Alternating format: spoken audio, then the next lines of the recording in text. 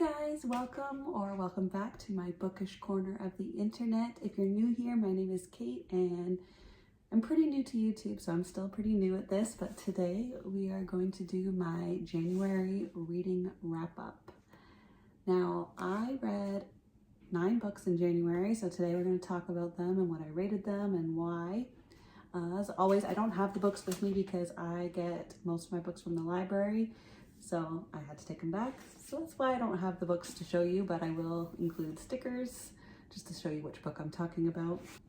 So these are the 9 books I read this month. If you're interested in getting this app, it's called Bookmori, but I love the way it lays out which books you read every month. I love the calendar it includes, and it's free, so what can beat that? So the first book I read was kind of a disappointment for 2025. It wasn't bad, it just last year, my first book of the year was a 5-star, so this was a bit of a disappointment. But the first book I read in 2025 was Her Every Fear by Peter Swanson. I did rate it 2.5 stars, maybe 3, but at the end of the day it was like 2.5. And the biggest reason was just because at the end I'm like, I just didn't see a point. I didn't like the ending. I had to look back, even though it's only been a month later. I couldn't remember anything about it. But basically, Kate Priddy has always been a little bit anxious, but then when she encounters a near-death experience, when her ex-boyfriend tries to kill her, she ends up getting full-blown panic attacks. But then her cousin invites her to come to America and kind of do like what they do in the holiday where they switch apartments just to experience a new country. But then her cousin's next door neighbor, the night she gets there, gets murdered. So obviously that kind of freaks her out because she already has PTSD. And then she meets all these people, but she doesn't know who she can trust because there's a murderer. Maybe it's even her cousin and that's why he won't leave the country. Who knows? But it was okay. I liked following along, but the ending just didn't do it for me. I didn't like the ending. So that's why I rated it 2.5 stars. The next book I read was Don't Believe Her by Nicola Sanders. This one I rated 4 stars, and it was the ending that literally solidified that 4 stars. So Ellie's best friend Carla went missing years ago, but everybody just assumed she ran away. Ellie has always been under the impression that something was wrong and is worried about her. But years later, she actually gets engaged to Carla's brother and moves in with her brother and her mom. But then they find Carla through a private investigator, and she comes to visit and everybody's excited to see her. But Ellie has this sneaking suspicion that it's not really her and that she's just some sort of con artist that wants their money. So she has to prove that it's not her, even though everybody else is convinced that it is Carla returned. But I did really love this book. The ending just shocked me. I thought I had it all figured out and I was like, oh, this is so predictable. And then boom, threw me for a loop. So that's why I got the 4 stars. The next book I read was Sharp Objects by Gillian Flynn, or Gillian, I don't know which way it is. This one, unfortunately, I only rated 2.5 as well. I loved Gillian Flynn because Gone Girl was amazing. That was like the biggest mind-blown twist I've ever read. But Sharp Objects, I just thought it was weird. Camille is a reporter. She's newly released from a psychiatric hospital due to cutting, but she has to return home to her hometown and kind of cover the news of these murders of preteen girls. So she moves back in with her mom and her half-sister, who is like 13, I think. But the sister's really weird, the mom's really weird, and it's just kind of awkward. And I don't know, I just didn't like it. It just wasn't for me, but I know a lot of people that did, so I am open to some disagreements. Next book I read was The Winter People by Jennifer McMahon. I rated this one 4 stars. Usually when there's like a supernatural element, sometimes out of nowhere, I don't really like that, but this one I think I kind of went into it knowing there was a supernatural element to it. But West Hall has a lot of strange disappearances and legends. Most mysterious is Sarah Harrison Shea, who was found dead in her field just weeks after her daughter mysteriously died as well. But then present day, Ruthie's living in the same house and her mother goes missing out of nowhere. So she's trying to figure out what happened to her mom, and she finds the diary of Sarah, and it kind of details like what they call winter people, who I guess is just like ghost type thing. And I don't know, it was pretty interesting for me.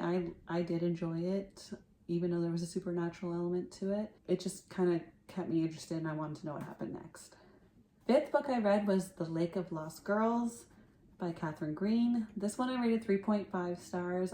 Now this one I think was overhyped on social media, and that's kind of why it only got a 3.5 stars. I probably would have rated it a 4, but I was just expecting such great things, and it was okay. I'm not saying it was bad, it was okay. In 1998, Jessica Fadley goes missing along with some other girls at the same college, but police investigators actually don't think that the disappearances are connected, but the murders, or I guess they're disappearances, not murders yet, it remains unsolved for 24 years, and then someone starts a podcast about the murders, and that kind of gains the traction of the case again. And then Jessica's sister is using the momentum of the podcast to find out answers for herself, because she was very young when her sister went missing.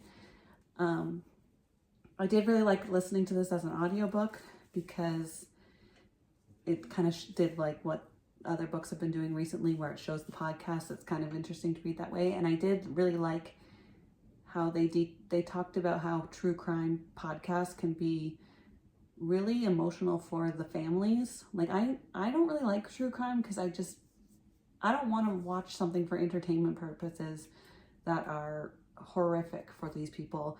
I love a good a good fiction novel, good thriller, you know, that type of thing. But as soon as it becomes true crime, it just makes it difficult to me. And I did like how this book talked about that, because I think it's important and we can't get wrapped up in the true crime of it all.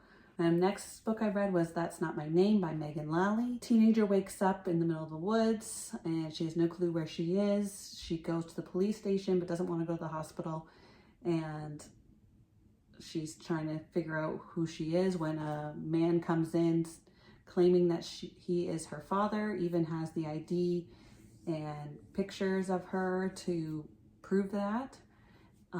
He says that her name is Mary, but this is not ringing a bell to her at all, but she just thinks it's just because she got injured. And then a few towns over, it talks about a missing girl who everybody thinks that her boyfriend had something to do with it. Her boyfriend Drew knows that he has this gut feeling that she is still alive and that she needs help. And he knows that he has to go and save her and prove his own innocence. So I think you can see like kind of where that story is going. But let me tell you, I rated this book 4 stars. It was good. I needed to know what happened, and the ending was great. I highly recommend you read that one. Number 7, the book I read was Here One Moment by Leanne Moriarty. Now this one I feel so bad, but I rated it 2.5 stars. Passengers are miserable on a delayed flight. When they're in the air, some older lady just goes down the aisles pointing to everybody saying age of death and cause of death to everybody and predicting people's deaths.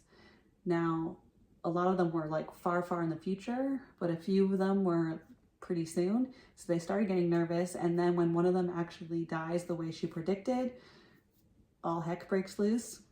And then they're trying to find the death lady, and it's a big kerfuffle.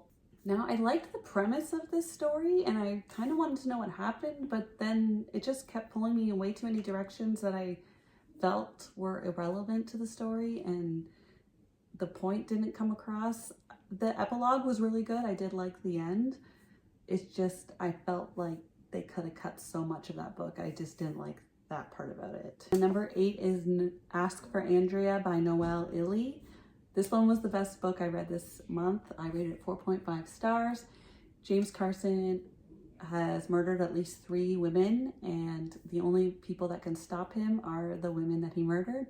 They actually come together in the afterlife, and they know that they cannot rest until they stop him for good. I just loved the premise of this book. It was sad. I actually cried. They just had different stories, the 3 women, and then they slowly end up meeting eventually, and you know, team up to take him down. It was just so empowering. I just wish that this could happen in real life, where these horrible men get caught and they get what's coming to them. Love the book, highly recommend. I've been wanting to read this book for ages, and I subscribed to Kindle Unlimited just so I'd be able to do so. And the last book I read this month was The Rose Code by Kate Quinn. I rated this one 4 stars. It was a good historical fiction novel. I love World War II novels. Mab and Osla meet on the train on the way to this new job at Bletchley Park. They have no clue what it's for. It's during the war, and when they get there, they're told they have to sign a secrecy act in order to do the job, or else they will be killed.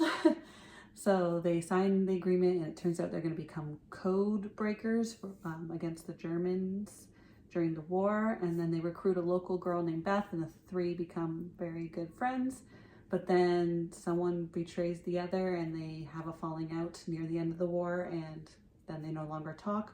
But a good 4 or 5 years after the war, something happens where one of them finds out that there was a traitor at Bletchley Park, so they have to team up together in order to save one of their lives, because one of them is put into an asylum, and they have to break one more code in order to find the traitor. It was just a good book. I love historical fiction novels, especially World War II ones. And, you know, I love the women empowering books, and it had all of that. So it was a good 4 stars. And that's it for all the books I read this month. I'd love to hear if you read any of them and what you thought about them. Comment below what you think, and see you next time.